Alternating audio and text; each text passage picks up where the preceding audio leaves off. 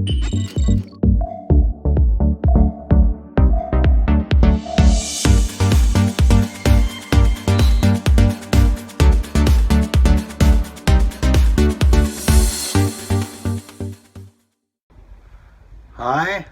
thank you for tuning in once again.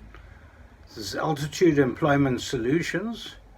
I'm a partner in Altitude Employment Solutions. My name is Michael Bagram. This is our third broadcast with little tips about labor legislation, labor law, and the structure of our labor law.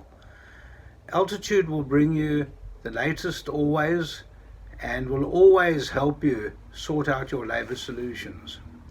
Now, one of the things I did want to say, and today is Saturday the 17th of October 2020, and as we come out of the various lockdowns set down by the government, it is important for the various employers to understand that when certain staff members are refusing to come back to work, that we need to do certain things.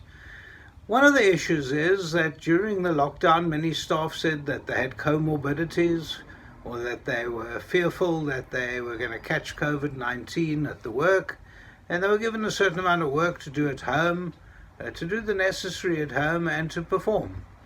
Now, obviously, as we are now coming out of the lockdowns and it's no longer an issue, people should be coming back to work. Many employers are saying, come back to work, productivity is better here at work, I'm not happy with you being at home, and let's get on with it. Now, I understand that, but many employees might not. They might still say that they've got the comorbidities, they're still fearful there's a problem.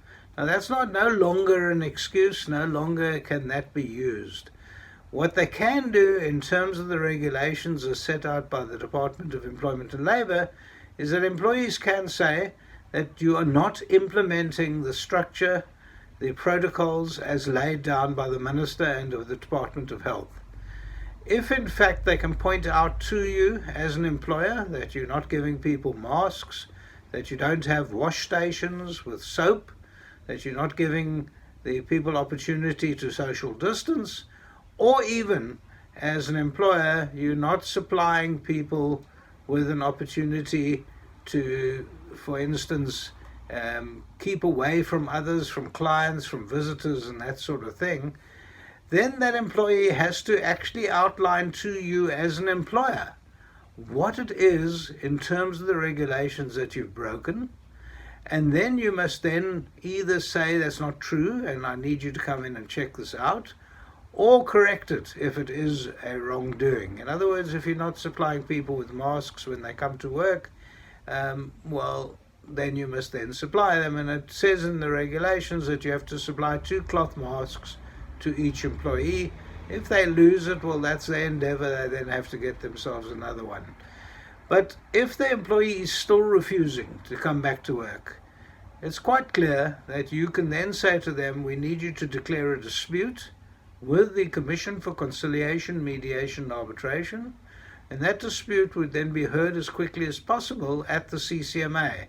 The CCMA would then look at the complaints and why the employees refused to come back, and could make a ruling. They could either have an inspection in loco to come and see the conditions at your workplace, or they can say this is not correct and we're not actually giving you that opportunity to stay at home. If a person continues to stay at home, obviously you won't pay them. You could even take disciplinary action against someone, especially after the CCMA said that the complaint isn't valid. So if you have any further queries on this issue, and it's become a big issue, I know that my office are getting this, my attorney's office is getting this all the time, we're getting these complaints.